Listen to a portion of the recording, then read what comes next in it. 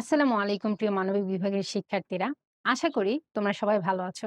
তোমাদের জন্য উদ্ভাসের অনন্য আয়োজন মানবিক পাঠশালা। এরই ধারাবাহিকতায় আজকে আমরা আলোচনা করব যুক্তিবিদ্যা প্রথম পত্রের ৭ম অধ্যায় আরোহ অনুমান এবং আরোহ অনুমানের ভিত্তি। তো চলো সর্বপ্রথম একটু জেনে নেওয়া যাক যে আরোহ অনুমান বলতে কি বোঝানো হয়। যখন কয়েকটি বিশেষ দৃষ্টান্তের উপর ভিত্তি করে একটি সার্বিক সিদ্ধান্ত নেওয়া হয়, তখনই তাকে বলা হচ্ছে আরোহ অনুমান। অর্থাৎ আরোহ অনুমানের ক্ষেত্রে কিন্তু আমরা আমাদের বাস্তব অভিজ্ঞতার প্রয়োগ ঘটাই। আমাদের বাস্তব অভিজ্ঞতা কাজে লাগিয়ে কয়েকটি বিশেষ দৃষ্টান্ত লক্ষ্য করি এবং তার উপর ভিত্তি করে একটি সার্বিক সিদ্ধান্ত স্থাপন করি। যেমন আমরা যখন বলি যে কামাল হয় মরণশীল, জামাল হয় মরণশীল, বিমল হয় মরণশীল, অতএব সকল মানুষ হয় মরণশীল।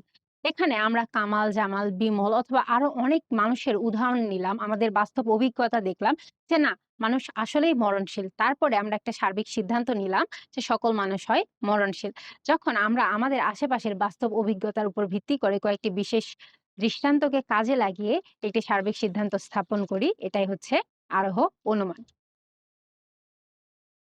এবং আরোহ অনুমানের সিদ্ধান্ত কিন্তু সবসময় আশ্রয় বাক্য থেকে বেশি ব্যাপক হয়। অর্থাৎ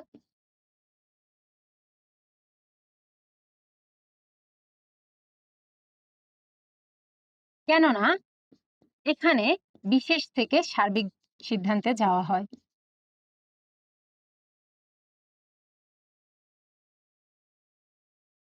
এরপরে আমরা দেখব যে আরোহ অনুমানের বৈশিষ্ট্য কি কি।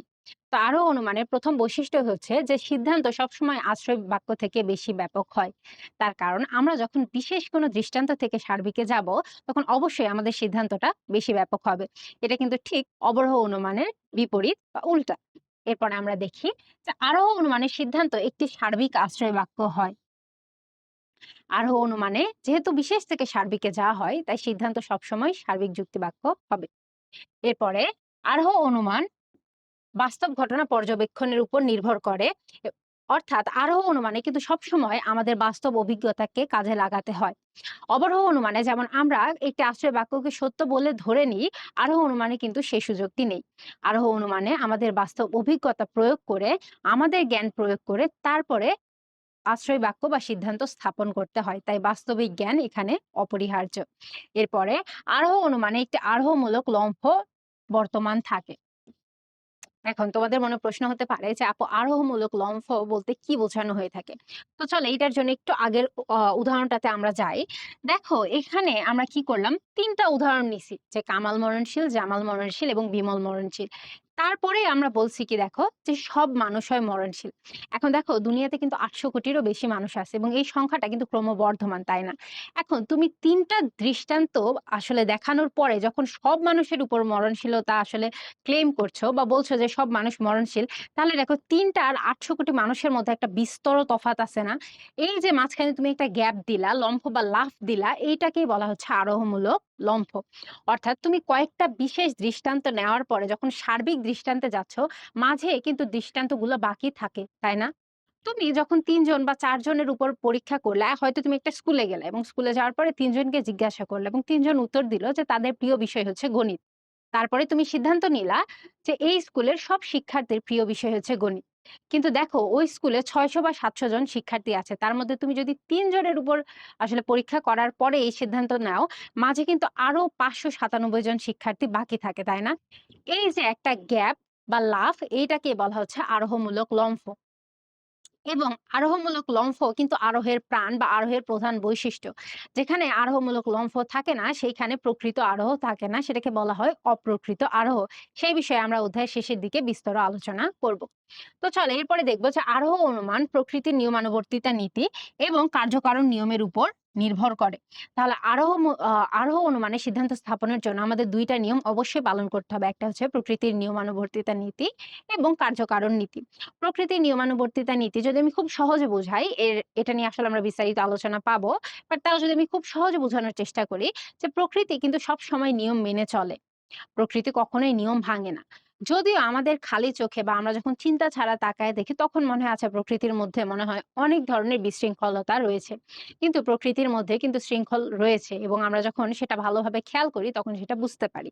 আর এরপরে কার্যকারণ নিয়ম বলতে বোঝানো হয়ে থাকে যে প্রতিটি কার্যেরই একটা কারণ থাকে, অর্থাৎ কারণ ছাড়া কিন্তু কোনো কার্য ঘটা সম্ভব নয়। এবং এই দুইটা নিয়মের উপর ভিত্তি করেই কিন্তু আরো অনুমান প্রতিষ্ঠিত। এরপরে দেখি যে আরোহ অনুমানের বিভিন্ন স্তর। আচ্ছা, একটা আরোহ অনুমান যত সিম্পল বা যত সাধারণভাবে আমরা উদাহরণটা দেখলাম, এই প্রসেসটা কিন্তু ততটা সাধারণ নয়। কেননা একটি আরোহ অনুমান স্থাপন করার জন্য কিন্তু ৬টা ধাপের মধ্য দিয়ে যেতে হয়। তাহলে আরোহ অনুমানের স্তর বা ধাপ মূলত হচ্ছে ৬টি। এখন এই সংখ্যা নিয়ে কিন্তু বিভিন্ন যুক্তিবিদদের মধ্যে বিভিন্ন মতান্তর রয়েছে, কিন্তু আমরা সাধারণভাবে ধরে নিব যে ৬টি। এখন ধাপগুলো কি কি দেখো। সংজ্ঞা, এটা হচ্ছে সর্বপ্রথম ধাপ। এরপর হচ্ছে পর্যবেক্ষণ ও বিশ্লেষণ, অপনয়ন, প্রকল্প প্রণয়ন, সার্বিকীকরণ এবং পরীক্ষামূলক সমর্থন। অর্থাৎ একটি আরোহ অনুমান স্থাপন করার জন্য এই ৬টি পদ্ধতির মধ্য দিয়ে যেতে হয়। তো প্রথমে আমরা দেখি সংজ্ঞা। সংজ্ঞা বলতে কি বোঝানো হয়ে থাকে। আচ্ছা, কার্যকারণ সম্পর্ক নির্ধারণের জন্য বা যে কোনো সমস্যার সমাধানের জন্য আমাদের কিন্তু সর্বপ্রথম সংজ্ঞার মধ্য দিয়ে যেতে হয়। বিষয়টা খুব সিম্পল। খেয়াল করে দেখো, আমরা যদি কোনো সমস্যা সমাধান করতে যাই, তাহলে আমাদের সবার প্রথমে কি করতে হবে বলতো? সমস্যাটা বুঝতে হবে। যখন আমি কোনো আরোহ অনুমান স্থাপন করার চেষ্টা করব কার্যকারণ নিয়মের উপর ভিত্তি করে, আমার সর্বপ্রথম বিষয়টা হচ্ছে যে আমার যে কার্যটা ঘটছে সেটার সংজ্ঞা দেওয়া। অর্থাৎ সেই কার্যটা কি সেটা সম্পর্কে ধারণা লাভ করা। উদাহরণ হিসাবে ধরো তুমি চিন্তা করলা যে না, আমি আজকে ম্যালেরিয়া রোগের কারণ নির্ধারণ করব। এর জন্য সর্বপ্রথম ধাপ হচ্ছে ম্যালেরিয়া কি বা ম্যালেরিয়া কিভাবে হয় এই বিষয়গুলো সম্পর্কে জানা। এর পরবর্তী যে ধাপ আছে সেটি হচ্ছে পর্যবেক্ষণ এবং বিশ্লেষণ। পর্যবেক্ষণ হলো সুনিয়ন্ত্রিত এবং উদ্দেশ্যমূলক প্রত্যক্ষণ। অর্থাৎ আমাদের চারপাশে যে ঘটনাগুলো ঘটে যখন আমরা সেটা সুনিয়ন্ত্রিতভাবে এবং উদ্দেশ্য সহকারে আসলে প্রত্যক্ষণ করি, সেটাকে বলা হচ্ছে কিন্তু নিরীক্ষণ। তাই না?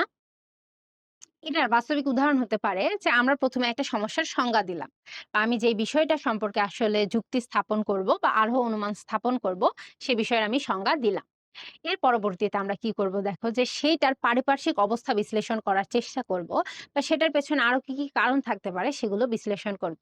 যেমন সেই ম্যালেরিয়ার উদাহরণটাই যদি আমরা টানি, শুরুতে আমরা ম্যালেরিয়ার সংজ্ঞা দিব, তারপরে আমরা আলোচনা করব যে এই রোগের সাথে বিভিন্ন পারিপার্শ্বিক অবস্থা বিভিন্ন রোগীকে পর্যবেক্ষণ করা। অর্থাৎ আমরা প্রথমে বললাম যে ম্যালেরিয়া রোগ কাকে বলে বা ম্যালেরিয়া কিভাবে হয়। এরপরে আমরা নিরীক্ষণের জন্য কি করব, আমরা একটা হসপিটালে গেলাম। যাওয়ার পরে যাদের যাদের ম্যালেরিয়া রোগ হয়েছে তাদের আসলে জিজ্ঞাসাবাদ করলাম যে আপনি কি করেছেন যার কারণে আপনার ম্যালেরিয়া রোগ হয়েছে, বা আপনার পারিপার্শ্বিক অবস্থা বর্ণনা করেন। এর পরবর্তীতে দেখো যে ধাপ রয়েছে সেটা হচ্ছে অপনয়ন। এখন পর্যবেক্ষণ এবং বিশ্লেষণের পরবর্তী ধাপ হচ্ছে অপনয়ন। অপনয়ন পদ্ধতিটা কিরকম? এটা কিছুটা হচ্ছে আমাদের ফোনের ডিলিট সিস্টেমের মতো। কিভাবে দেখো, আমি যখন ম্যালেরিয়া রোগ সম্পর্কে আসলে জানলাম, বিভিন্ন রোগীর কাছে আসলে কারণ শুনলাম। শোনার পর আমার মনে, মনে বেছে নিতে হবে যে কি, কি কারণ আমি রাখবো এবং কি, কি কারণ আমি একদমই রাখবো না। যেমন তুমি একজনের কাছে গেলা, একজন বলল যে আমাকে আসলে এডিস মশা কামড় দিয়েছে বা কোনো মশা কামড় দিছে এইজন্য ম্যালেরিয়া হইছে। এটা একটা যৌক্তিক কারণ হতে পারে। এটা আমি মনে, মনে রাখলাম। কিন্তু একজন বলল যে আমি আমার ওয়াইফ বা বউয়ের সাথে ঝগড়া করছি এইজন্য আমার ম্যালেরিয়া রোগ হয়েছে। এখন তুমি একটু বলো তো এটা কি কোনো যৌক্তিক কারণ? না তো। এখন কে কার বউয়ের সাথে ঝগড়া করছে এবং সেই কারণে কারো ম্যালেরিয়া হয় এটা তো সম্ভব না। তাহলে তুমি মনে, মনে কি করলা? এই কারণটা বাদ দিয়ে দিলা।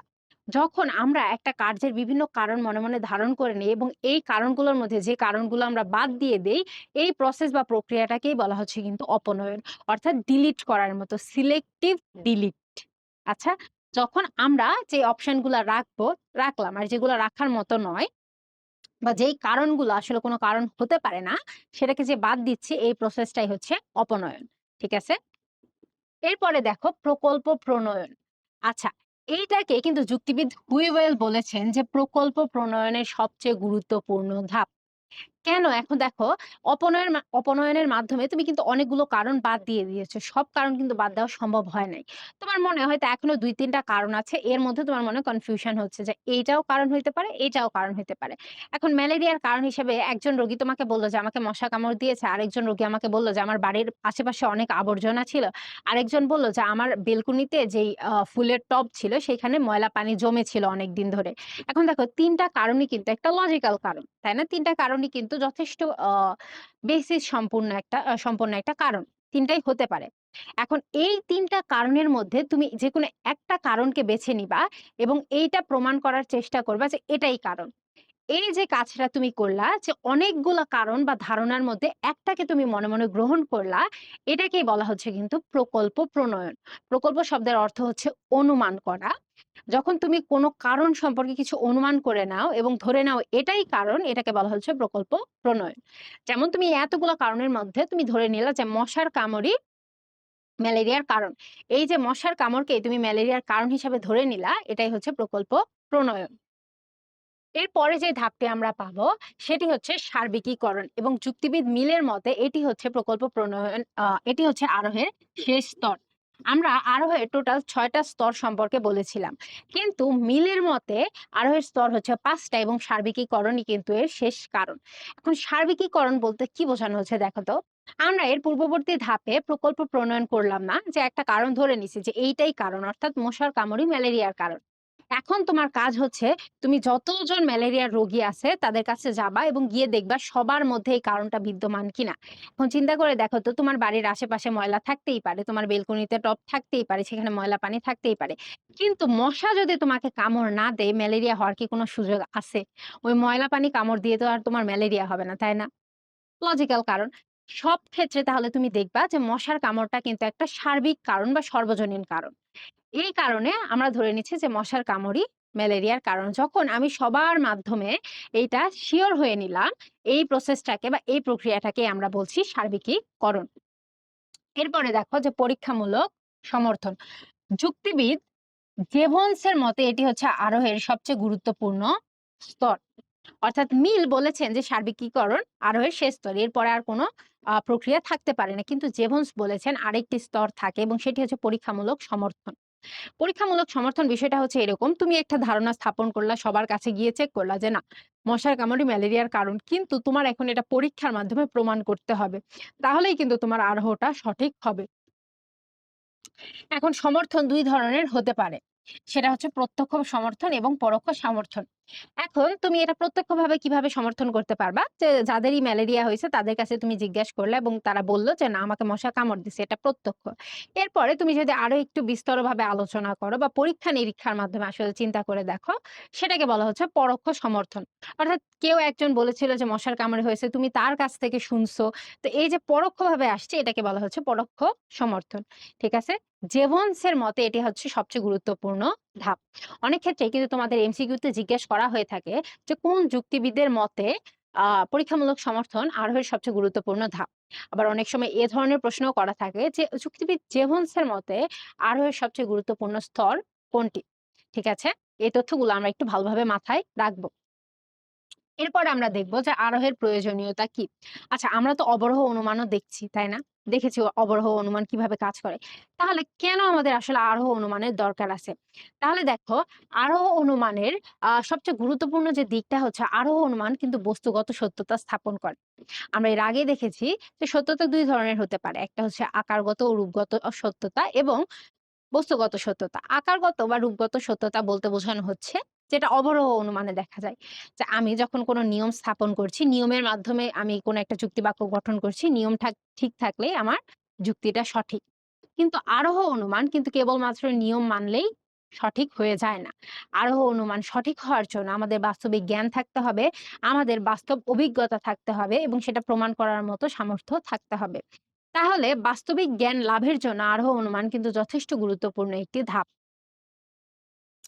এর পাশাপাশি যুক্তিবিদ্যার উদ্দেশ্য হচ্ছে সত্যতা অর্জন করা এবং আরোহের মাধ্যমেই কিন্তু সত্যতা অর্জন করা সঠিক হয়। এরপরে দেখো যে আরোহ অনুমান বৈজ্ঞানিক আবিষ্কারের পথকে সুগম করে। আরোহ অনুমান প্রকৃতির মধ্যে অন্তর্নিহিত ঐক্য শৃঙ্খলা বিষয়টি প্রকাশ করে। আমরা কিছুক্ষণ আগে দেখলাম যে আরোহ কিন্তু প্রকৃতির নিয়মানুবর্তিতার নীতির উপর নির্ভরশীল।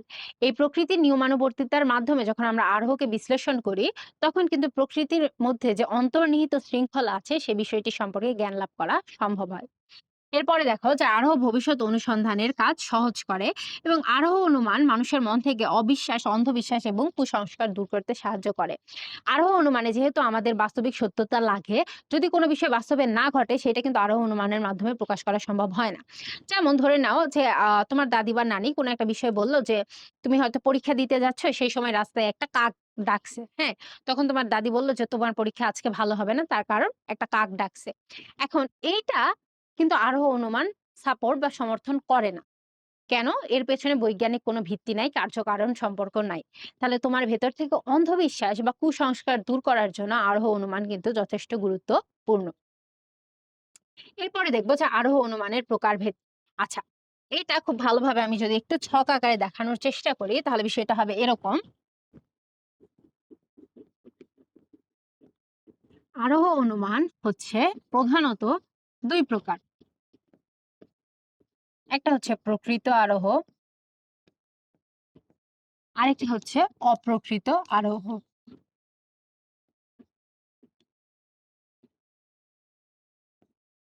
তাই না?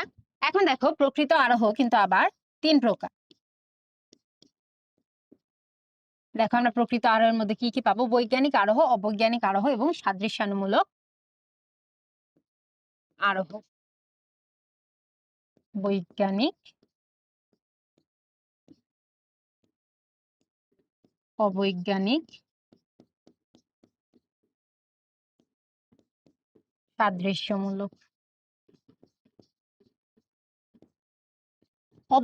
অপ্রকৃত আরোহ কিন্তু আবার ৩ প্রকার।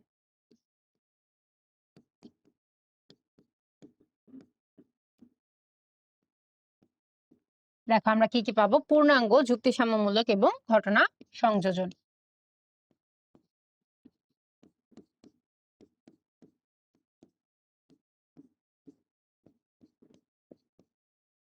এখন তোমাদের মনে হতে পারে যে প্রকৃত এবং অপ্রকৃতের মধ্যে মূল পার্থক্যটা কি? মূল পার্থক্যটা কিছুক্ষণ আগে আমরা আলোচনা করলাম না যে আরোহমূলক লম্ফ, এই বিষয়টা কিন্তু মূল পার্থক্য। প্রকৃত আরোহে কিন্তু আরোহমূলক লম্ফ বিদ্যমান। অর্থাৎ যেই আরোহে আরোহমূলক লম্ফ বিদ্যমান সেটাকে বলা হচ্ছে প্রকৃত আরোহ।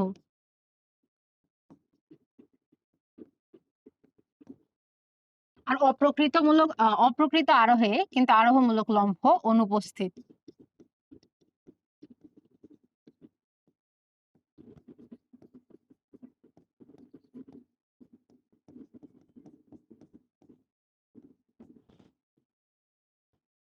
এখন আমরা দেখব যে আরোহের ভিত্তি।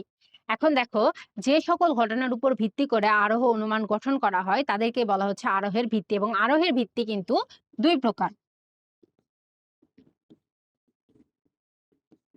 একটা হচ্ছে আকারগত ভিত্তি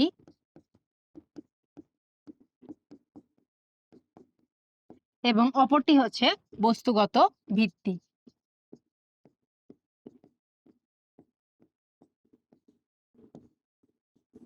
এখন আকারগত ভিত্তি আবার ২ প্রকার এবং বস্তুগত ভিত্তিও কিন্তু আবার ২ প্রকার।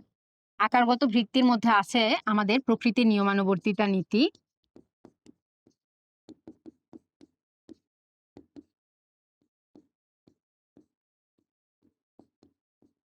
আর এটা হচ্ছে কার্যকারণ।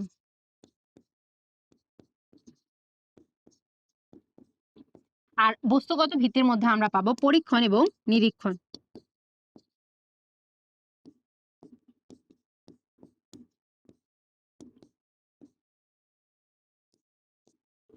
এই হচ্ছে আমাদের আরোহের ভিত্তি। এরপরে আমরা দেখব যে আরোহের আকারগত ভিত্তি। আরোহের আকারগত ভিত্তি বলতে বোঝায় যে সকল মৌলিক নিয়মের উপর ভিত্তি করে আরোহের সিদ্ধান্ত স্থাপন করা সম্ভব, অর্থাৎ প্রকৃতি, নিয়মানুবর্তিতা এবং কার্যকারণ নিয়ম। আর দেখো এখন আমরা প্রকৃতি, নিয়মানুবর্তিতা নিয়ম নিয়ে আলোচনা করব। এখন সর্বপ্রথম যে বিষয়টা খেয়াল রাখতে হবে যে প্রকৃতি নিয়মানুবর্তিতা নীতি কিন্তু একটা মৌলিক নীতি, অর্থাৎ এটি অন্য কোনো নীতির উপর নির্ভরশীল নয়, এটি নিজেই কিন্তু একটি স্বতঃসিদ্ধ এবং মৌলিক একটি নীতি। এখন প্রকৃতির নিয়মানুবর্তিতা নীতি বলতে কি বোঝানো হচ্ছে বলতো? খুব সিম্পল ভাষায় যদি আমি বলি যে প্রকৃতিতে আগে যা ঘটেছে এবং তার ফলাফল যা হয়েছে পরবর্তীতেও কিন্তু সেম হবে, অর্থাৎ এর মধ্যে পরিবর্তনের কোনো সম্ভাবনা নাই। এটার উদাহরণ হতে পারে যে তুমি মানুষ জন্মগ্রহণ করে এবং মৃত্যুবরণ করে। এখন এটাই কিন্তু আদিকাল থেকে হয়ে আসছে। এখন আমরা যদি চিন্তা করি যে না একটা মানুষ আ জন্মের সময় আ খুব বেশি সুন্দর হয়ে জন্মগ্রহণ করছে বা অ ধরে নাও যে খুব অসুস্থতা নিয়ে গ্রহণ করছে বা অলৌকিক কিছু একটা নিয়ে জন্মগ্রহণ করছে। এখন সেটা দেখে যদি তুমি ধারণা করে নাও যে না, এই বাচ্চাটা যেহেতু একটু অস্বাভাবিকভাবে জন্মগ্রহণ করছে, তাহলে এই বাচ্চাটা মনে হয় মারা যাবে না। কিন্তু এই যে তুমি চিন্তাটা করলা, এটা কিন্তু একটা ভ্রান্ত ধারণা। প্রকৃতিতে যেহেতু সবাই জন্মগ্রহণ করছে এবং সবাই মৃত্যুবরণ করবে, এই নিয়মটা সবার জন্যই প্রযোজ্য। আরেকটা বাস্তবসম্মত উদাহরণ যদি আমি দেওয়ার চেষ্টা করি, তাহলে দেখো যে যখন আকাশে কালো মেঘ মেঘ দেখা দেয়, তখন কিন্তু সাধারণভাবে বৃষ্টি হয়। তাহলে যখন আকাশে কালো মেঘ দেখা দিবে, তখন বৃষ্টি হবে। এটাই প্রকৃতির নিয়মানুবর্তিতার নীতি। এখন আকাশে কালো মেঘ দেখার পরেও যদি কাঠফাটা রোদ পড়ে, এটা কিন্তু হওয়ার কথা নয়। এবং এটাই কিন্তু প্রকৃতির নিয়মানুবর্তিতার নীতির মূল কথা। ঠিক আছে? এরপরে দেখো কার্যকারণ নীতি। কার্যকারণ নীতি বলতে বোঝানো হচ্ছে যে, যেকোনো কার্যের পেছনে একটা কারণ আছে। এখন আমরা দেখতেছি যে মানুষ জন্মগ্রহণ করলেই মৃত্যুবরণ করবে, ভালো কথা। কিন্তু মানুষের মৃত্যুর পেছনে তো কারণ থাকে। সে হয়তো অ্যাক্সিডেন্ট করে মারা গেছে, তাকে হয়তো সাপ কামড় দিয়েছে, সে বিষ পান করে মারা গেছে। বা ধরে নাও তার হৃৎপিণ্ড বন্ধ হয়ে গিয়ে স্ট্রোক করে মারা গিয়েছে বা কোনো অসুস্থতার কারণে মারা গেছে। এই যে প্রতিটা কার্যের বা ঘটনার কিন্তু একটা কারণ থাকে। আর এইটাই কিন্তু কার্যকারণ নীতির মূল ভিত্তি। এবং এটার জন্য একটা কথা আছে যে শূন্য থেকে কেবল শূন্যই আসে। এটার টার্ম হচ্ছে এক্স নিহিলো নিহিল ফিট। অর্থাৎ শূন্য থেকে কেবল শূন্যই আসে। অর্থাৎ যদি কার্য থাকে কারণ থাকবে, যদি কারণ না থাকে কোনো কার্য ঘটা সম্ভব নয়। এরপরে দেখো আরোহের কূটাভাস। কূটাভাসের ইংরেজি টার্ম হচ্ছে প্যারাডক্স। এখন তোমাদের মনে প্রশ্ন হতে পারে যে আপু প্যারাডক্স কি? প্যারাডক্স বা কূটাভাস বিষয়টা হচ্ছে যেটা আপাত দৃষ্টিতে ভুল। হ্যাঁ, খুব অযৌক্তিক একটা ব্যাপার। কিন্তু যখন তুমি ঠান্ডা মাথায় ভালোভাবে বিশ্লেষণ করে দেখো, তখন তুমি দেখবা যে ঘটনাটা আসলে সত্য। অর্থাৎ আপাত দৃষ্টিতে যে জিনিসটা ভুল, যখন আমরা বিশ্লেষণের মাধ্যমে দেখি যে ঘটনাটা ঠিক, সেটাকেই বলা হচ্ছে কূটাভাস। আরোহের কূটাভাস এই তত্ত্বের প্রচলক কিন্তু যুক্তিবিদ মিল। এটা কিন্তু অনেক সময় এমসিকিউ তে আসে যে আরোহের কূটাভাস তত্ত্বটির জনক বা প্রচলক কে? সেটা হচ্ছে যুক্তিবিদ মিল। যুক্তিবিদ মিল বলেন এই কূটাভাস সম্পর্কে যে প্রকৃতির নিয়মানুবর্তিতার নীতি কিন্তু অবৈজ্ঞানিক আরোহের ফলস্বরূপ। আবার এই আরোহের অনুমান আকারগত ভিত্তি। অর্থাৎ প্রকৃতির নিয়মানুবর্তিতার নীতিটি আরোহের সিদ্ধান্ত এবং প্রকৃতির নিয়মানুবর্তিতার নীতি কিন্তু আরোহের ভিত্তি। আচ্ছা, খুব সিম্পল ভাবে যদি বুঝাই, মিলের মতে মিল যখন অনেক ধরনের আরোহ অনুমান আসলে দেখলেন, বিশ্লেষণ করে দেখলেন, তখন তিনি যে ঘটনাটা খুঁজে পেলেন যে প্রকৃতির নিয়মানুবর্তিতা নীতি যেমন আরোহের ভিত্তি, এই একই প্রকৃতির নিয়মানুবর্তিতা নীতি কিন্তু আরোহের ফলাফল বা সিদ্ধান্ত। এখন ভিত্তি এবং সিদ্ধান্ত যদি একই হয়, তাহলে আরোহের তো কোনো আল্টিমেটলি ফলাফল আমি পাচ্ছি না। তাই না? তুমি যেটা ভিত্তি নিছো সিদ্ধান্তও যদি সেটা হয়, তাহলে কিন্তু আরোহের আসলে কোনো যৌক্তিকতা থাকে না। এই ঘটনাটা পরে যদি আমরা একটু ঠান্ডা মাথায় বিশ্লেষণ করে দেখি যে না, ঘটনা কিন্তু আসলেও সত্য। আমরা যখন ভিত্তি নিচ্ছি তখন এর মধ্যে প্রকৃতির নিয়মানুবর্তিতা নীতি আছে। যখন সিদ্ধান্ত স্থাপন করছি সেটাও কিন্তু প্রকৃতির নিয়মানুবর্তিতা নীতি মেনে চলে। এই যে আপাত দৃষ্টিতে কথাটা কিন্তু আমাদের কাছে ভুল শোনালেও আমরা যখন অনুমানের মাধ্যমে যাব, তখন যে আমরা সত্যতাটা পাবো, এই ঘটনার জন্য এটাকে বলা হচ্ছে আরোহের কূটাভাস বা আরোহের প্যারাডক্স। এরপর আমরা দেখব এখন কারণ। আচ্ছা, আমরা তো এতক্ষণ কার্যকারণ নিয়ম অনেকবার বললাম, তাই না? কিন্তু কারণ বলতে আসলে কি বোঝায়? কারণ হচ্ছে কোনো ঘটনার পূর্ববর্তী অব্যবহৃত শর্তহীন এবং অপরিবর্তনীয় ঘটনা। এটা খুব সিম্পল কথা। আমরা আসলে দৈনন্দিন জীবনে কারণ শব্দটা অনেকবার ব্যবহার করি, তাই না? যেমন আমরা যদি বৃষ্টিতে খেলাধুলা করি, পরে যদি জ্বর আসে তখন আম্মু আমাদের বকা দেয় না, দিয়ে বলে না যে বৃষ্টিতে ভেজার কারণেই তোমার জ্বর আসছে। এই ক্ষেত্রে দেখো কার্যটা কি? জ্বর আসা।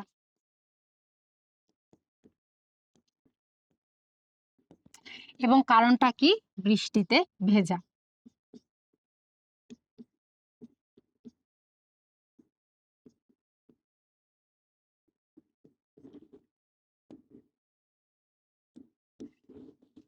তাহলে দেখো কারণটা কিন্তু পূর্ববর্তী ঘটনা। কারণ হচ্ছে পূর্ববর্তী শর্তহীন ঘটনা।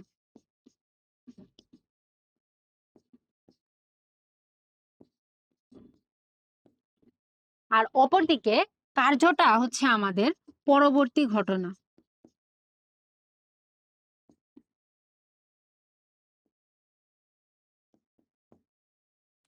এরপরে দেখো যে কারণ এবং শর্ত।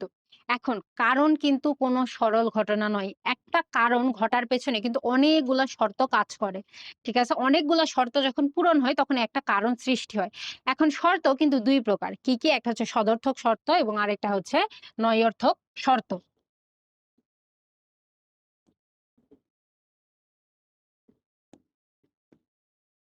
যে শর্তের উপস্থিতিতে কোনো কার্য ঘটে, অর্থাৎ কোনো কার্য ঘটার জন্য যে সকল শর্তের প্রয়োজন সেটাকে বলা হচ্ছে সদর্থক শর্ত, এবং কোনো কার্য ঘটার জন্য যে সকল শর্ত অনুপস্থিত থাকা প্রয়োজন, অর্থাৎ যে শর্তগুলা না থাকলে কোনো কার্য ঘটবে সেটাকে বলা হচ্ছে নঞর্থক শর্ত। এখন আমরা যদি একটু উদাহরণ দিয়ে চেষ্টা করি তাহলে দেখো ওই কালো মেঘের ঘটনাটা নিয়েই আমরা আলোচনা করি। যে আকাশে যখন কালো মেঘ দেখা দেয় তখন বৃষ্টি ঘটে। এখানে আকাশে কালো মেঘের উপস্থিতি বৃষ্টি ঘটার কারণ। তাহলে এক্ষেত্রে এটা হচ্ছে সদর্থক শর্ত। কিন্তু আমি যদি বলি, যখন সেই সময় যদি আকাশে সূর্য দেখা দেয় তখন কিন্তু আর বৃষ্টি হবে না। এই ক্ষেত্রে সূর্যের অনুপস্থিতিটা বা সূর্যটা না থাকা বা মেঘের আড়ালে থাকাটা হচ্ছে এখানে নঞর্থক শর্ত। ঠিক আছে? এরপরে দেখো কারণ বা কারণের বৈশিষ্ট্য। কারণকে অবশ্যই কার্যের সাথে সম্বন্ধযুক্ত হতে হবে। এখন তুমি মনে করো যে তুমি মাঠে তোমার বড় ভাই মাঠে খেলতে গেছে। এখন তুমি বাসায় পড়ে গেছো। পড়ে গিয়ে তুমি পায়ে ব্যথা পাইছো। এখন তোমার বড় ভাই এদিকে মাঠে ফুটবল খেলায় হেরে গেছে। সে এখন এসে তোমাকে এসে ২ ঘা বসায় দিয়ে বলল যে, "তুই পড়ে যাওয়ার কারণেই আমি ম্যাচে হারছি।" এখন একটু চিন্তা করে দেখেন তো, খুব ইলজিক্যাল কথা না? আপনি পড়ে গেছেন, আপনি বাসায় পড়ে গেছেন। আপনার ভাই সেখানে হারলো কিভাবে? কারণের বৈশিষ্ট্য কিন্তু এটাই। কারণকে অবশ্যই কার্যের সাথে সম্পর্কযুক্ত হতে হবে। এখন আপনার ভাই যদি খেলার মাঠে পড়ে গিয়ে ব্যথা পাইতো এবং তার ফলে হেরে যাইতো, তাহলে এটা একটা কারণ মানা যাইত। কিন্তু যখন আপনার কারণের সাথে কোনো কার্যের সম্পর্ক নাই, সেটাকে কিন্তু আমরা কারণ বলতে পারব না।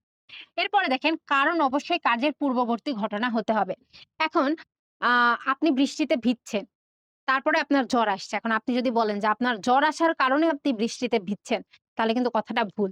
কারণ অবশ্যই কার্যের পূর্বে সংঘটিত হবে। তার কারণ, কারণ না থাকলে কার্য তো ঘটবেই না। এরপরে দেখেন যে কারণ হচ্ছে অপরিবর্তনীয় ঘটনা। এখন আপনি একবার বললেন যে বৃষ্টিতে ভেজার কারণে আমার জ্বর হইছে। একবার আপনি বলতেছেন যে বাড়িতে গোসল দেওয়ার কারণে আমার জ্বর আসছে। আরেকবার আপনি বললেন যে মাঠে খেলার কারণে আমার জ্বর আসছে। এই যে বারবার যদি আপনি কারণ চেঞ্জ করতে থাকেন, কার্য কিন্তু সেম থাকবে না। একটা নির্দিষ্ট কারণের ফলে তো একটা নির্দিষ্ট আপনি আউটকাম বা কার্য পাবেন। এই কারণে কারণকে সবসময় অপরিবর্তনীয় হতে হবে। এরপরে দেখেন যে কারণ হলো শর্তহীন ঘটনা। কারণে কোনো শর্ত থাকা যাবে না। আর কারণ হলো অব্যবহৃত পূর্ববর্তী ঘটনা। এখন মনে হতে পারে যে আপু অব্যবহৃত বলতে কি বোঝানো হচ্ছে? কারণের পরেই কিন্তু কার্য সংগঠন হতে হবে। যদি কারণ এবং কার্যের মধ্যে আরো অনেকগুলো ঘটনা ঘটে যায় তাহলে কিন্তু সেই কারণটা আর হবে না। এই মাঝে যে কোনো ঘটনা না ঘটার বিষয়টা এটাই হচ্ছে অব্যবহৃত। অর্থাৎ ধরে নিন একটা আপনি চেইন গঠন করতেছেন, এর মাঝে অন্য কিছু ঢোকা যাবে না। যদি ঢোকে তাহলে কারণ হওয়া সম্ভব না। বুঝছেন? এখন এই বৈশিষ্ট্যগুলা একটু ভালোভাবে মাথায় রাখবেন। অনেক সময় আপনাদের বহু নির্বাচনীতে এরকম দেয় যে কারণ হলো শর্তহীন ঘটনা, শর্তযুক্ত ঘটনা, অব্যবহৃত ঘটনা। তখন আপনার উত্তর হবে শর্তহীন এবং অব্যবহৃত। তার কারণ, কারণ কিন্তু শর্তযুক্ত হতে পারে না। এরপরে দেখেন এই কারণগুলা নেওয়ার সময় কিন্তু ২ ধরনের অনুপপত্তি দেখা যায়। একটা হচ্ছে অপ আ কাকতালীয় অনুপপত্তি আরেকটা হচ্ছে কার্যকারণ সংক্রান্ত অনুপপত্তি। কাকতালীয় অনুপপত্তি বলতে বোঝানো হচ্ছে যখন আপনি কারণ হিসাবে কোনো পরিবর্তনীয় ঘটনা নিবেন, সেটাই হচ্ছে কাকতালীয় অনুপপত্তি। অর্থাৎ দেখেন যে কারণ সবসময় অপরিবর্তনীয় ঘটনা হবে। কিন্তু যখন কোনো পরিবর্তনীয় ঘটনাকে কারণ হিসাবে নেওয়া হয়, তখন সেটাকে বলা হচ্ছে কাকতালীয় অনুপপত্তি। কিন্তু এটা এত নিয়ম দ্বারা না মনে রেখে আপনি যদি একটু মানে নাম শুনেই কিন্তু বুঝা যায় যে কোনো কাকতালীয় ঘটনাকে কিন্তু কারণ হিসাবে বলা যাচ্ছে না বা অযৌক্তিক কোনো ঘটনাকে কারণ হিসাবে বলা যাচ্ছে না। যেমন এখানে উদাহরণ কি আছে দেখেন, সকালে উঠে কালো কাক দেখার ফলে বাড়ির বউয়ের মৃত্যু হয়। এখন আপনার বাড়ির সামনে একটা কালো কাক আছে, এই কালো কাক দেখলেই যে আপনার মৃত্যুবরণ করতে হবে, এটা কি কোনো লজিক্যাল কথা বলেন? না তো, এটা তো একটা কাকতালীয় ঘটনা। হয়তো ধরে নেন সে বাড়ির বউয়ের আগে থেকেই কোনো অসুস্থতা ছিল। তার ওই সময় মৃত্যুবরণ করার কথা ছিল। তার হায়াত হয়তো ততখানি ছিল। সেই সময় সে একটা কালো কাক দেখে ফেলছে। এই কালো কাকটা দেখা কিন্তু তার মৃত্যুর কারণ হতে পারে না। তার মৃত্যুর কারণ কি হতে পারে? অসুস্থতা হতে পারে বা হার্ট স্ট্রোক বা তার হৃদযন্ত্র বা হৃৎপিণ্ড যেটা সেটা বন্ধ হয়ে যাওয়া। এইটাই হচ্ছে কারণ। যখন আপনি কোনো পরিবর্তনীয় ঘটনা বা কাকতালীয় ঘটনা কারণ হিসাবে নিবেন, যে অনুপপত্তিটা ঘটবে সেটা হচ্ছে কাকতালীয় অনুপপত্তি। এইটা আপনাদের সৃজনশীলের গ নাম্বারের জন্য কিন্তু অত্যন্ত গুরুত্বপূর্ণ একটা পয়েন্ট। আপনাদের এ অধ্যায় থেকে যে ধরনের সৃজনশীল আছে সেইখানে কিন্তু অনেক ক্ষেত্রে এই ধরনের একটা উদ্দীপক দেওয়া থাকে এবং উদ্দীপকে একটা কাকতালীয় কারণকে কার্যের কারণ হিসাবে ধরে নেওয়া হয় এবং বলা হয়ে থাকে যে এখানে কোন ধরনের অনুপপত্তি ঘটেছে। এরপরে দেখেন আমরা দেখব যে কার্যকারণ সংক্রান্ত অনুপপত্তি। অর্থাৎ কারণকে হতে হয় কোনো কার্যের পূর্ববর্তী ঘটনা। এখন এর কারণ এবং কার্যের মধ্যে যদি তৃতীয় কোনো ঘটনা ঘটে এবং সেটা যদি আপনি নেন তাহলে সেটাকে কার্য-কারণ সম্পর্কিত অনুপপত্তি বলা হয়ে থাকে। যেমন এখানে উদাহরণ হিসেবে বলা হচ্ছে যে নেপোলিয়নের রাশিয়ার অভিযানকে তার মৃত্যুর হিসাবে কারণ ধরে নেওয়া। এখন দেখেন নেপোলিয়ন রাশিয়া গেছে, ঠিক আছে। কিন্তু তারপরে কিন্তু আরো অনেক ঘটনা ঘটছে এবং তারপরে নেপোলিয়নের মৃত্যুবরণ হইছে। এই কারণে আমরা যখন এইটাকেই কারণ হিসেবে গ্রহণ করছি যে নেপোলিয়নের রাশিয়ার অভিযানকে, তখন আমাদের কি অনুপপত্তি ঘটছে? কার্য-কারণ আ সংক্রান্ত অনুপপত্তি। এখন এটা যদি আমি একটা বাস্তবসম্মত উদাহরণ দেই, ধরে নেন আপনার নিউমোনিয়া হয়েছে ছোটবেলায়, তাই না? এবং তারপরে আপনার বাবা-মা কিন্তু যথেষ্ট ভালো চিকিৎসা করাইছেন এবং তারপরে আপনার নিউমোনিয়া সেরে গেছে। এখন এরপরে ২০, ২৪, ২৫ বছর পরে আপনার ধরেন খুব ঠান্ডা লাগলো। আর আপনি তখন বললেন কি যে, "আমার ওই ছোটবেলায় নিউমোনিয়ার কারণে আমার ঠান্ডা লাগছে।" এখন এই যে মধ্যবর্তীতে অনেকগুলা ঘটনা ঘটছে, তাই না?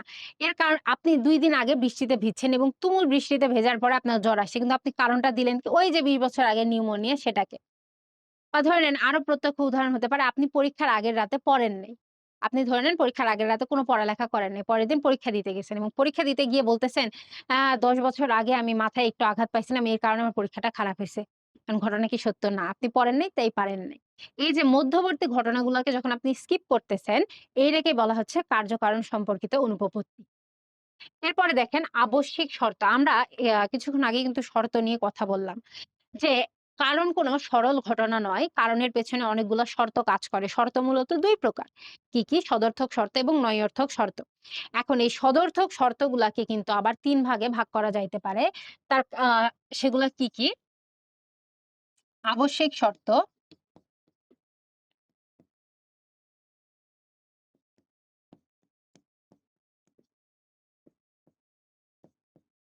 পর্যাপ্ত শর্ত, আবশ্যিক পর্যাপ্ত শর্ত।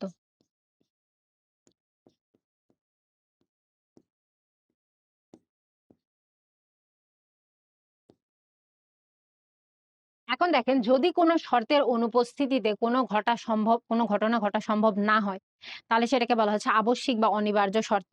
অর্থাৎ কোনো কার্য ঘটার জন্য যেই শর্তটা ম্যান্ডেটরি বা আবশ্যক, মানে না ঘটলে আর ঘটনা আমার ঘটবে না, সেটাই হচ্ছে আবশ্যিক শর্ত। যেমন দেখেন যে মেঘ ছাড়া বৃষ্টি হয় না। তাহলে বৃষ্টির জন্য আবশ্যিক শর্ত হচ্ছে মেঘের উপস্থিতি। এরপর দেখেন পর্যাপ্ত শর্ত। যে শর্তের উপস্থিতিতে কোনো ঘটনা ঘটে তাকে পর্যাপ্ত শর্ত বলে। অর্থাৎ আবশ্যিক শর্ত আর পর্যাপ্ত শর্ত দেখেন কোনো ঘটনা ঘটার জন্য কিন্তু ২ ধরনের শর্তই দরকার। কিন্তু তাদের মধ্যে বেসিক পার্থক্যটা কি? যে পর্যাপ্ত শর্তের অনুপস্থিতিতেও একটা ঘটনা ঘটতে পারে। কিন্তু আবশ্যিক শর্তের অনুপস্থিতিতে কোনো ঘটনা ঘটতে পারে না। উদাহরণটা দেখেন যে বিষ পান মৃত্যুর একটা পর্যাপ্ত শর্ত। অর্থাৎ আপনি বিষ পান করলে মৃত্যুবরণ করবেন। এটা পর্যাপ্ত শর্ত। কিন্তু আবশ্যিক শর্তটা কি বলেন তো? আপনার হৃৎপিণ্ড বন্ধ হয়ে যাওয়া বা আপনার হৃৎকার্য বন্ধ হয়ে যাওয়া। এখন দেখেন মৃত্যুর কিন্তু অনেকগুলা কারণ আছে। কেউ হয়তো গলায় ফাঁস দিল, সেও মৃত্যুবরণ করবে। কেউ হয়তো অ্যাক্সিডেন্ট করলো, সেও মৃত্যুবরণ করলো।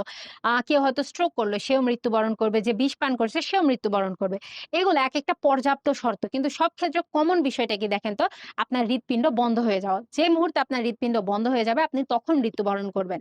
তাহলে এই ক্ষেত্রে আপনার হৃৎপিণ্ড বন্ধ হয়ে যাওয়াটা আবশ্যিক শর্ত।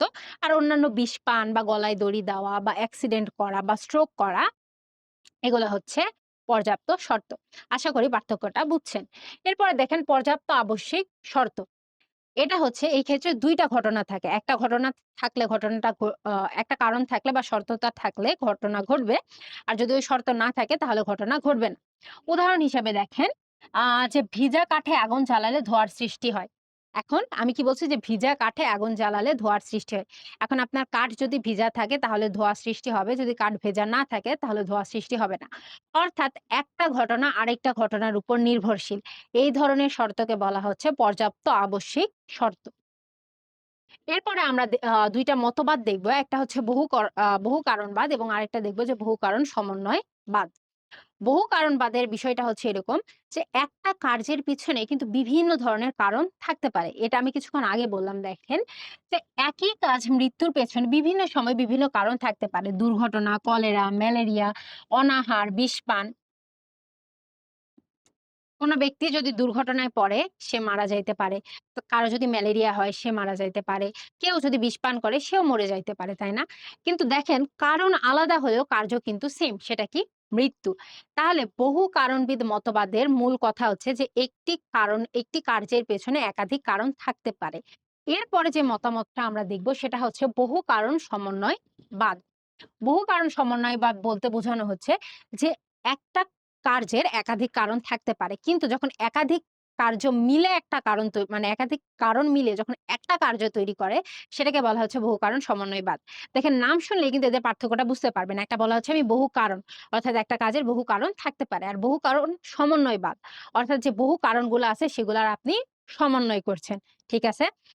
এখন এই বিষয়টা কিন্তু আপনার চ্যাপ্টারের সবচেয়ে গুরুত্বপূর্ণ সৃজনশীল লেখার ক্ষেত্রে এবং এই বিষয়টার উপর ভিত্তি করে কিন্তু খুব ক্রিয়েটিভ বা খুব চমৎকার ধরনের সৃজনশীল তৈরি করা সম্ভব এবং এটা দেখে স্টুডেন্টরা কিন্তু প্রায় কনফিউজ হয়ে যায়। যেমন আমি এখানে একটা চিত্র আঁকালাম দেখেন।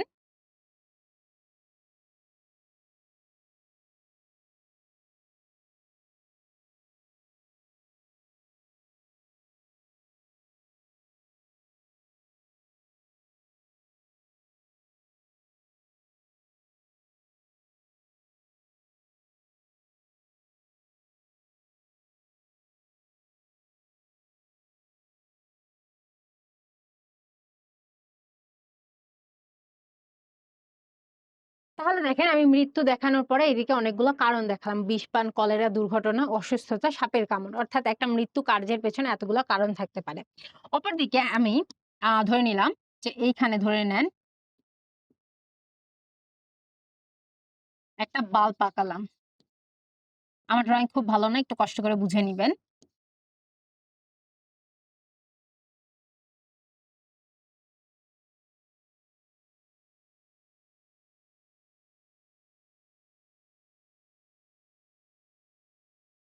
নিতান্তই বাজে একটা ড্রইং। কিন্তু আপনারা কষ্ট করে বুঝে নিবেন।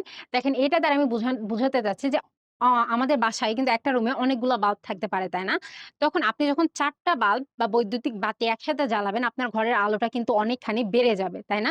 এখানে দেখেন এই যে ৪ টা বাল্বের আলো মিলে আপনার ঘরকে আলোকিত করছে। এখানে কার্যটা হচ্ছে ঘরকে আলোকিত করা আর বাল্ব হচ্ছে টোটাল ৪ টা। এই যে ৪ টা মিলে অর্থাৎ বহু কারণ একত্রিত হয়ে যে কাজ করছে এটাকে বলা হচ্ছে বহু কারণ সমন্বয়বাদ। এখন আপনাকে ধরেন এটা বলবে যে দৃশ্যকল্প ক, এটা বলবে দৃশ্যকল্প খ।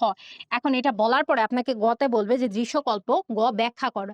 এখন এই চিত্র থেকে আপনার বুঝতে হবে যে এটা বোঝানো হচ্ছে আমার বহু কারণবাদ। আর এই চিত্র থেকে আপনার বুঝতে হবে এখানে বোঝানো হচ্ছে বহু কারণ সমন্বয়বাদ।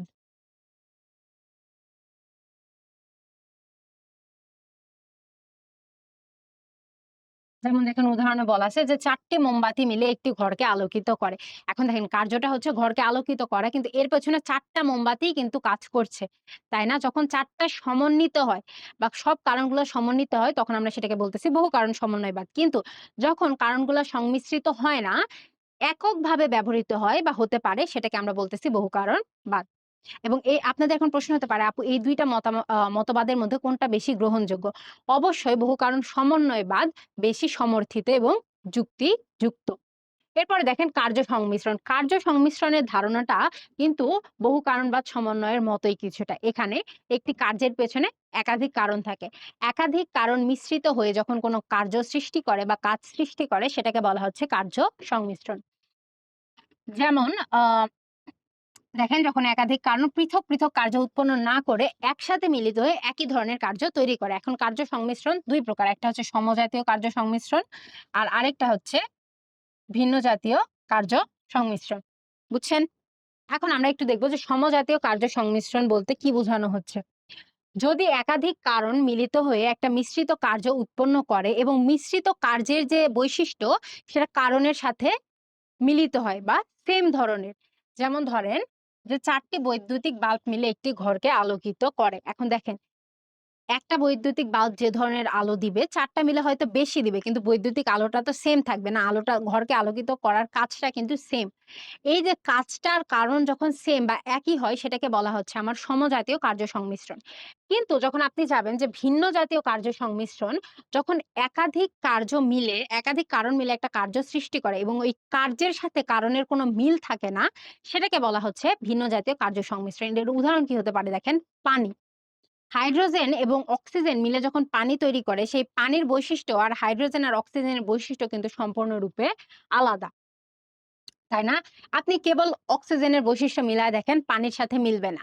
বা কেবল হাইড্রোজেনের বৈশিষ্ট্য মিলায় দেখেন পানির সাথে মিলবে না। কিন্তু যখন ২ টা একত্রিত হয়ে পানি তৈরি করে সেটার বৈশিষ্ট্য কিন্তু সম্পূর্ণরূপে আলাদা।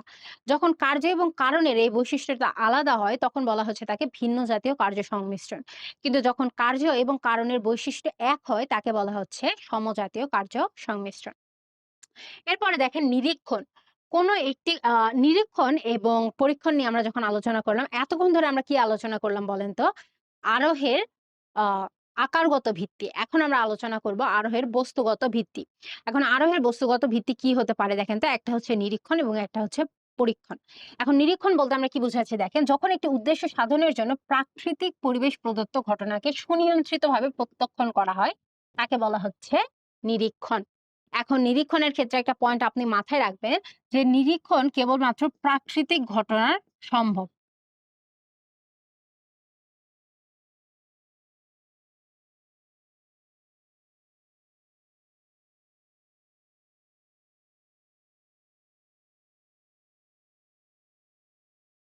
অর্থাৎ প্রকৃতিতে কোনো ঘটনা ঘটেছে এবং সেই ঘটনারই কিন্তু আসলে আপনি ভালোভাবে সুনিয়ন্ত্রিতভাবে প্রত্যক্ষণ করলেন, সেটাকে আপনি বলতে পারবেন নিরীক্ষণ। ঠিক আছে? মানব সৃষ্ট বা কাকতালীয় কোনো ঘটনা কিন্তু আসলে নিরীক্ষণ করা সম্ভব নয়।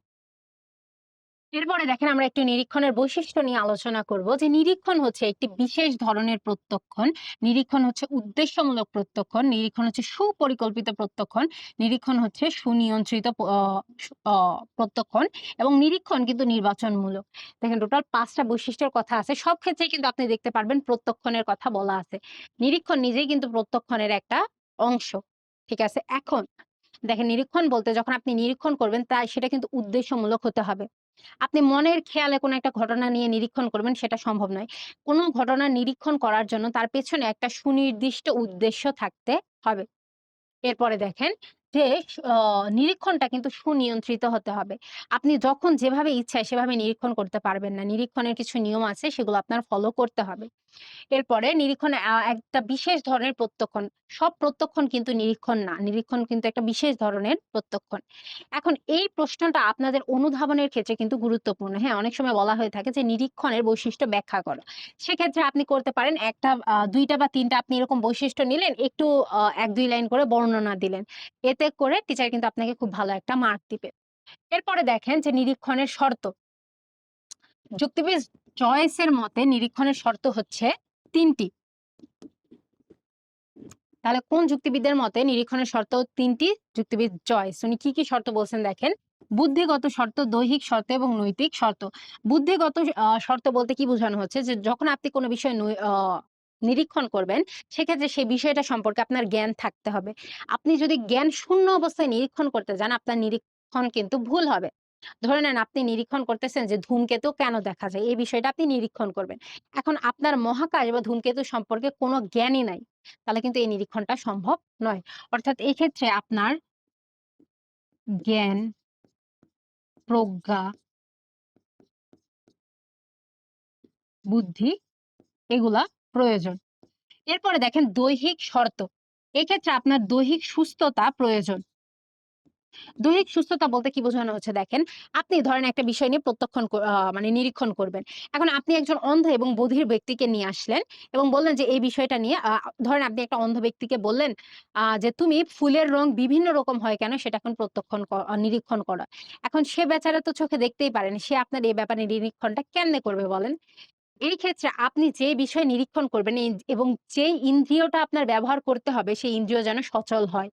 বা আপনি একজন বধির ব্যক্তিকে বললেন যে ট্রেনের আওয়াজ কেন এরকম হয় এটা তুমি নিরীক্ষণ করো। এখন সে ব্যক্তি তো কানে শুনতেই পায় না। সে তো নিরীক্ষণ করতে পারবে না। অর্থাৎ যে বিষয় আপনি নিরীক্ষণ করতেছেন সেই বিষয়ে সেই জড়িত ইন্দ্রিয় যেন সচল থাকে। এরপরে যে বিষয়টা থাকে সেটা হচ্ছে নৈতিক শর্ত। আপনার মধ্যে অবশ্যই নিরীক্ষণের ক্ষেত্রে নৈতিকতা থাকতে হবে। অর্থাৎ আপনার আচরণ সব ক্ষেত্রে সমান হতে হবে। আপনি আপনার ধরে নেন আপনাকে বলল যে একটা শহরের চুরির কারণ সম্পর্কে আপনি নিরীক্ষণ করেন। এখন আপনি নিরীক্ষণ করতে, করতে দেখলেন যে আপনার কোনো এক আত্মীয়ই চুরি করছে এবং আপনি তাকে ছেড়ে দিলেন। এখন আপনি আপনার আত্মীয়ের প্রতি সদয় আচরণ করছেন, আর যাকে আপনি চিনেন না তার প্রতি আসলে খুব বাজে ব্যবহার করছেন। এইরকম মনোভাব নিয়ে যদি আপনি আসলে নিরীক্ষণ করতে চান, আপনার নিরীক্ষণ কিন্তু ভ্রান্ত বা ভুল হবে। তাহলে এই ছিল মূলত যুক্তিবিদ জয়েসের মতে কোনো যুক্তি বা কারণ স্থাপনের ক্ষেত্রে ৩ টা শর্ত। নিরীক্ষণের আবশ্যিক ৩ টা শর্ত। এরপরে দেখেন নিরীক্ষণের অনুপপত্তি। এখন আপনি যখন নিরীক্ষণ করবেন, নিরীক্ষণে কিন্তু বিভিন্ন ধরনের ভুল ভ্রান্তি হতে পারে এবং এই নিরীক্ষণের ভুল ভ্রান্তিকেই কিন্তু বলা হচ্ছে নিরীক্ষণের অনুপপত্তি। এখন নিরীক্ষণের অনুপপত্তি ২ ধরনের হতে পারে।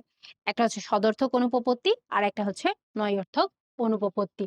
অর্থাৎ যেই কারণের ফলে আপনার নিরীক্ষণে অনুপপত্তি দেখা যায়, অর্থাৎ যেই ঘটনার উপস্থিতির ফলে আপনার কোনো নিরীক্ষণে ভ্রান্তি দেখা যায় সেটাকে বলা হচ্ছে সদর্থক অনুপপত্তি।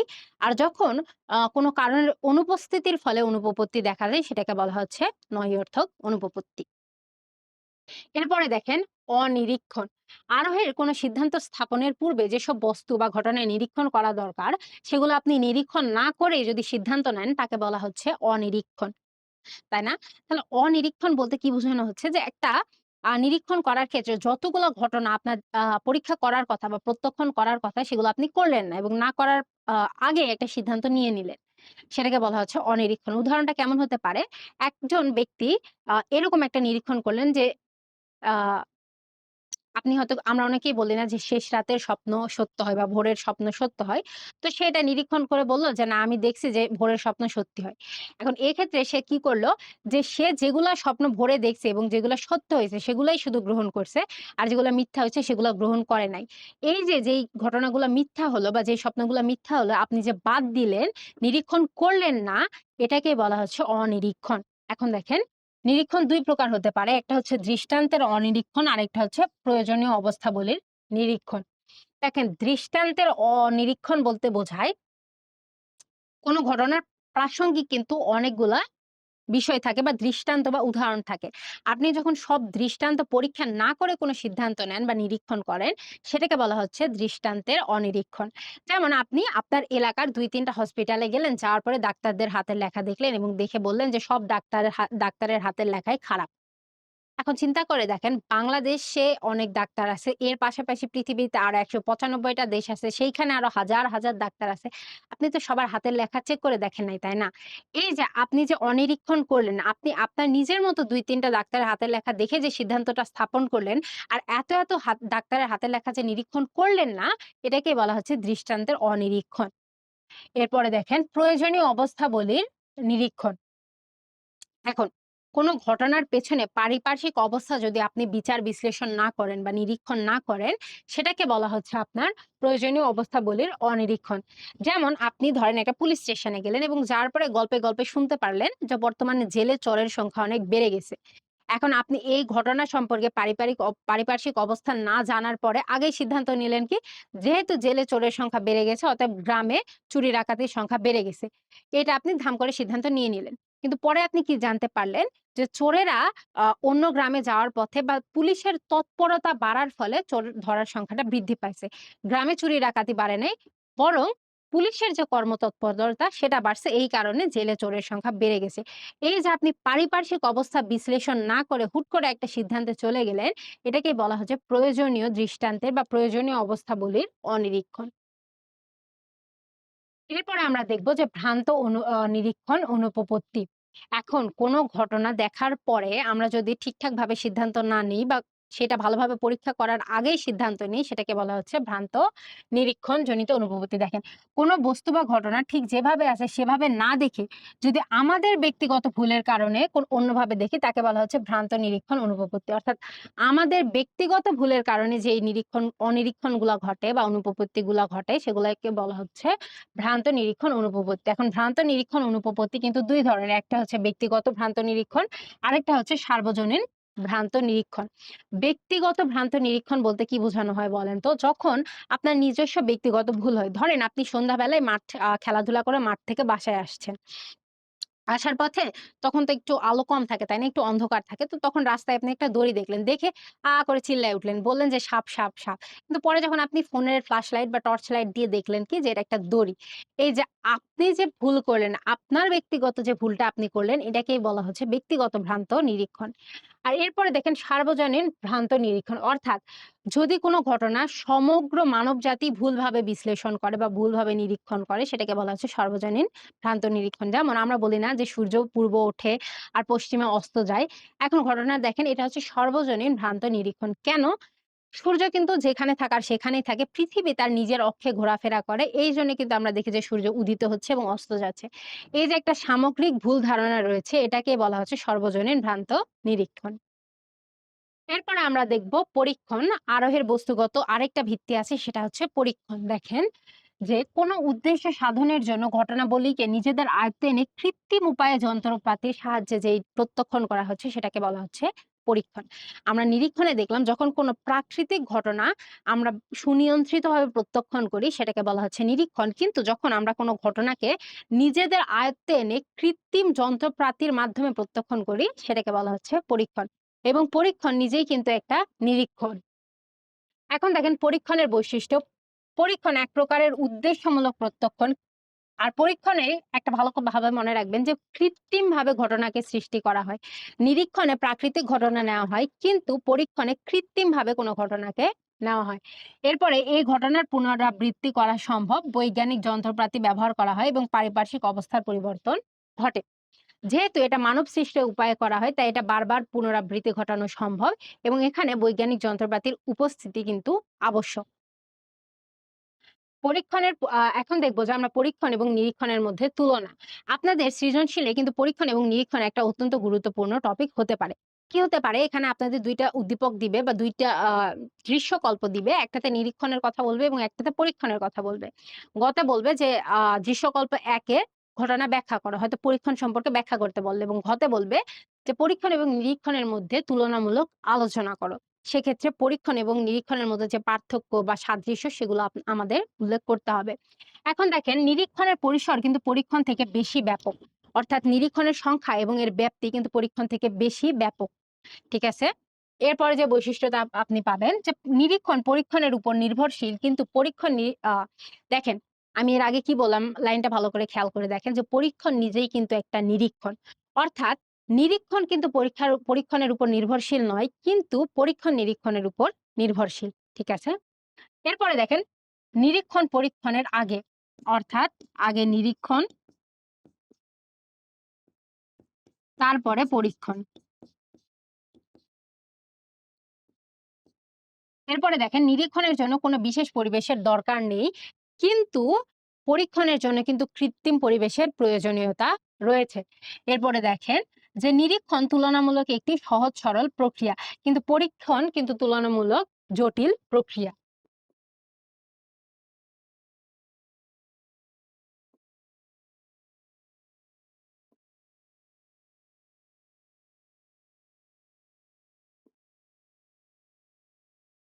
এরপরে দেখেন পরীক্ষা নির্বাচিত ঘটনাকে বারবার উপস্থাপন করা যায়।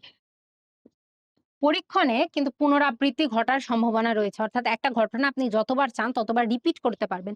কিন্তু নিরীক্ষণে যেহেতু ঘটনাটা প্রাকৃতিক সেটা কিন্তু বারবার পুনরাবৃত্তি ঘটানোর কোনো সুযোগ নেই। এরপরে দেখেন পরীক্ষণের মতো নিরীক্ষণে সুনিশ্চিত সিদ্ধান্ত করা সম্ভব নয়। এখন দেখেন যেহেতু আপনি পরীক্ষণে বৈজ্ঞানিক যন্ত্রপাতি ব্যবহার করবেন, বারবার সেটা আপনি পরীক্ষা করার সুযোগ পাচ্ছেন, তাই সিদ্ধান্তটা কিন্তু সুনিশ্চিত হবে। যতক্ষণ না সুনিশ্চিত না হয় আপনি কিন্তু বারবার পরীক্ষা করতে পারবেন। কিন্তু নিরীক্ষণে সেই সুযোগটা নাই। নিরীক্ষণে আপনি কিন্তু একবারে সিদ্ধান্ত স্থাপন করা যায় এবং সেটা কিন্তু ততটা সুনিশ্চিত হয় না। তো এই ছিল মোটামুটি আমাদের পরীক্ষণ-নিরীক্ষণের আলোচনা, কার্যকারণ, শর্ত ইত্যাদি বিভিন্ন বিষয় সম্পর্কে কিন্তু আমরা আলোচনা করলাম এতক্ষণ। এখন আমরা এই অধ্যায় থেকে কি ধরনের বহু নির্বাচনী প্রশ্ন আছে সে বিষয়টা নিয়ে একটু আলোচনা করব। তো দেখেন কি বলা আছে যে কোন বাক্যে উদ্দেশ্য সম্পর্কে বিধেয় নতুন তথ্য দিয়ে থাকে? সংশ্লেষক বাক্য। সংশ্লেষক যুক্তি বাক্য হলো এমন যুক্তি বাক্য যেখানে বিধেয় উদ্দেশ্য সম্পর্কে নতুন কোনো তথ্য দেয়। এরপরে দেখেন আবির তার অনুসন্ধান প্রক্রিয়া থেকে অবান্তর বিষয়গুলা বাদ দিল। সে কোন প্রক্রিয়ার আশ্রয় নেয়? অপনয়ন। অপনয়নে আমরা দেখছি না যে সিলেক্টিভ ডিলিট, অর্থাৎ যে বিষয়গুলা আসলে অবান্তর কোনো যৌক্তিক বিষয় না সেগুলা বাদ দেওয়ার প্রক্রিয়া হচ্ছে অপনয়ন। এরপরে দেখেন আরোহ পদ্ধতির শেষ স্তর কোনটি? সেটা হচ্ছে পরীক্ষামূলক সমর্থন। এরপরে আরোহ অনুমানে সিদ্ধান্ত নিশ্চিত হয় প্রকৃতির নিয়মানুবর্তিতা নীতির উপর ভিত্তি করে হ্যাঁ, বাস্তব অভিজ্ঞতার উপর ভিত্তি করে হ্যাঁ, এবং কার্যকারণ নিয়মের মাধ্যমে। অর্থাৎ সঠিক উত্তর কিন্তু ৩ টাই। এরপরে দেখেন আরোহ অনুমানে আমরা উপনীত হই জানা থেকে অজানায়, কাছে থেকে দূরে না, বিশেষ থেকে সার্বিকে। অর্থাৎ আরোহ অনুমানে কিন্তু আমরা বিশেষ থেকে সার্বিকে যাই এবং জানা থেকে অজানাতে যাই। তাই সঠিক উত্তর হচ্ছে ১ এবং ৩। এরপরে রূপগত ও বস্তুগত সত্যতা পাওয়া যায় আরোহ অনুমানে এবং প্রকৃত অনুমানে। অবরোহ অনুমানে কিন্তু রূপগত সত্যতা পাওয়া যায় না। আমরা দেখলাম আরোহ অনুমানকে কিন্তু ২ ভাগে ভাগ করা হয়, প্রকৃত এবং অপ্রকৃত। তাহলে সঠিক উত্তর হচ্ছে ১ এবং ৩। এরপরে দেখেন নাফিস একটি সার্বিক সত্য প্রতিষ্ঠার লক্ষ্যে আরোহ অনুমান প্রক্রিয়ার বিভিন্ন ধাপ গ্রহণ করলো। সে সর্বপ্রথম প্রকল্প প্রণয়ন করলো, তারপর সার্বিকীকরণ এবং সর্বশেষে তার সিদ্ধান্ত পরীক্ষামূলক সমর্থন দিল। কিন্তু তার অনুমান সঠিক হলো না। কেন সঠিক হলো না বলেন তো? সে কিন্তু মাঝে একটা স্টেপ বাদ দিছে এবং প্রশ্ন বলছে দেখেন যে নাফিস অনুমানের কোন ধাপকে বাদ দেয়?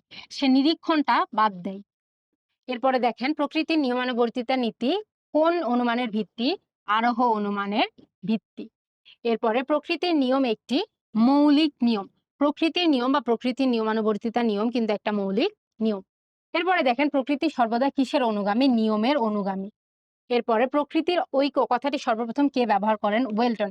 এই এমসিকিউটা কিন্তু ভালোভাবে মনে রাখবেন যে প্রকৃতির মধ্যে যে ঐক্য বা ইউনিটি অফ নেচার, এই কথাটি সর্বপ্রথম যুক্তিবিদ ওয়েলটন ব্যবহার করেন। এরপরে আপাত অসঙ্গত মতবাদকে বলা হচ্ছে কূটাভাস বা প্যারাডক্স। অর্থাৎ আপাত দৃষ্টিতে দেখে ভুল মনে হলেও যখন আমরা বিশ্লেষণ করি বা প্রত্যক্ষণ করে দেখি তখন কিন্তু সেটা সত্য হয়ে যায়। এরপরে দেখেন কার্যকারণের অর্থ হচ্ছে প্রতিটি ঘটনারই একটি কারণ আছে বা প্রতিটি কার্যেরই একটি কারণ আছে। কারণ ছাড়া কার্য সম্ভব নয়। এক্স নিহিলো নিহিল ফিট, অর্থাৎ শূন্য থেকে শূন্যই উৎপন্ন হয়। এরপরে দেখেন কার্যকারণ নিয়মটি কোন প্রকৃতির? স্বতঃসিদ্ধ, অর্থাৎ নিজেই নিজেকে প্রমাণ করে। যে ঘটনার শুরু আছে সে ঘটনার অবশ্যই কারণ আছে। উক্তিটি কার?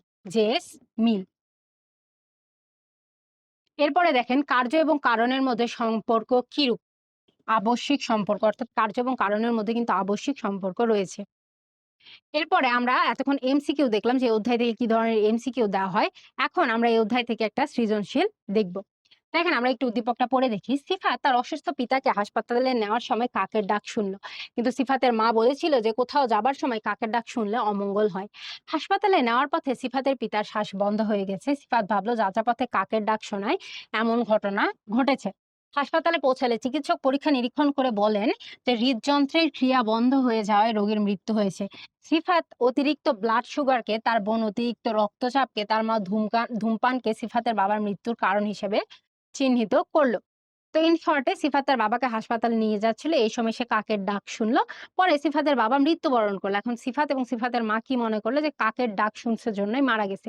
এরপরে তার ডাক্তার কি বলল যে হৃৎপিণ্ডের কার্য বা হৃদযন্ত্র বন্ধ হয়, তার বাবা মারা গেছে। এরপরে তারা ৩ জন আরো কি মতামত দিল। একজন ব্লাড সুগারকে দায়ী করলো, একজন ধূমপানকে দায়ী করলো, একজন স্ট্রেস বা দুশ্চিন্তাকে দায়ী করলো, উচ্চ রক্তচাপকে দায়ী করলো। এখন দেখেন আমরা একটু প্রশ্নগুলা দেখি যে আরোহের ভিত্তি কত প্রকার? ২ প্রকার। সেটা হচ্ছে আকারগত ভিত্তি ও বস্তুগত ভিত্তি।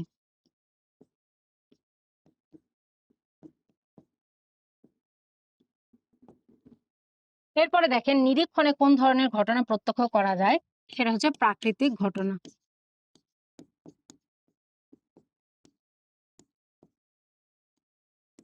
এরপরে দেখেন উদ্দীপকে বর্ণিত কাকের ডাক শুনে সিফাতের পিতার মৃত্যুতে কোন অনুপপত্তি ঘটেছে? আমরা দেখেছি যে কোনো পরিবর্তনীয় ঘটনা বা কাকতালীয় ঘটনাকে কিন্তু কারণ হিসাবে গ্রহণ করা যায় না। যখন আমরা কোনো কাকতালীয় ঘটনাকে কারণ হিসাবে গ্রহণ করি সেটাকে বলা হয় কাকতালীয় অনুপপত্তি বা কাকতালীয় কারণজনিত অনুপপত্তি।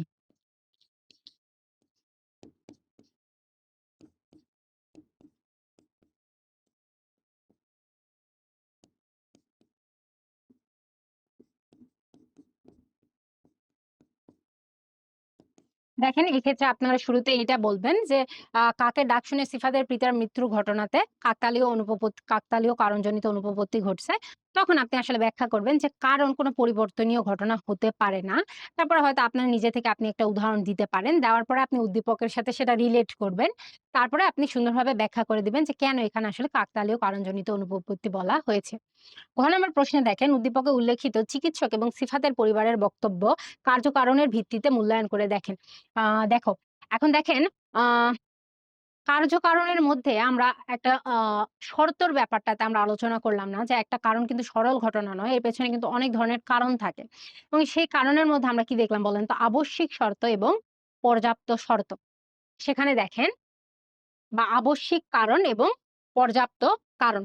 সেখানে দেখেন, আ ডাক্তার কি বলছে যে হৃদযন্ত্রের ক্রিয়া বন্ধ হয়ে রোগীর মৃত্যু ঘটছে। এটা কিন্তু একটা আবশ্যিক কারণ। অর্থাৎ মৃত্যু যে ঘটছে সেটা যে কারণেই ঘটুক, সর্বপ্রথম আপনার হৃৎপিণ্ডটা বন্ধ হইতে হবে। তাই না? তাহলে এক্ষেত্রে হচ্ছে চিকিৎসকের যে ঘটনা সেটা হচ্ছে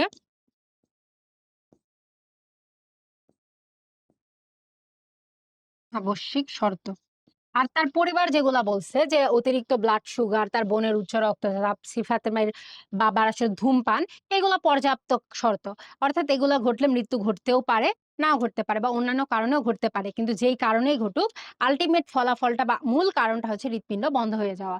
অর্থাৎ সিফাতের পরিবার যেটা বলছে, সেটা কি বলছে দেখেন তো? পর্যাপ্ত শর্ত। এক্ষেত্রে আপনারা শুরুতে কি করবেন যে আগে একটু উল্লেখ করবেন যে তার চিকিৎসক যেটা বলে সেটা হচ্ছে আবশ্যিক শর্ত, তার পরিবারের সদস্যরা যেটা বলে সেটা হচ্ছে পর্যাপ্ত শর্ত। তারপরে আপনি এগুলার একটু সংজ্ঞা দিবেন, পারলে একটু উদাহরণ দিবেন। তারপরে ২ টার মধ্যে একটু তুলনা করবেন, ঠিক আছে? যে কাকে আমরা আবশ্যিক শর্ত বলতেছি আর কাকে আমরা পর্যাপ্ত শর্ত বলতেছি। এগুলা যদি সুন্দরভাবে সংজ্ঞা উদাহরণ সহ আপনি তুলনা করতে পারেন তাহলেই কিন্তু খুব ভালো মার্ক আশা করা যায়। তো আশা করি আপনারা যুক্তিবিদ্যার ১ম পত্রের যে ৭ম অধ্যায়ে আমরা এতক্ষণ আলোচনা করলাম, অর্থাৎ আরোহ অনুমান এবং আরোহ অনুমানের যে ভিত্তি, এই সম্পর্কে একটা সামগ্রিক ধারণা পেয়েছেন। আপনারা ভালোভাবে এই বিষয়গুলো আসলে পড়ার চেষ্টা করবেন। পরীক্ষণ, নিরীক্ষণ, প্রত্যক্ষণ এই বিষয়গুলো কিন্তু বারবার একটু পড়তে হবে এবং বারবার প্র্যাকটিস করলেই কিন্তু এই অধ্যায় থেকে ভালো মার্ক পাওয়া সম্ভব। এবং এই অধ্যায়ের উদ্দীপকগুলা কিন্তু অত্যন্ত ক্রিয়েটিভ হয়ে থাকে। তাই আপনি যদি ভালোভাবে বেশি পরিমাণে প্র্যাকটিস না করেন তাহলে কিন্তু উদ্দীপক ধরতে পারবেন না। আর উদ্দীপক ধরতে না পারলে কিন্তু অ্যান্সার করার কোনো সুযোগ নাই। এতক্ষণ ধরে ক্লাস করার জন্য সবাইকে অনেক, অনেক ধন্যবাদ। আসসালামু আলাইকুম।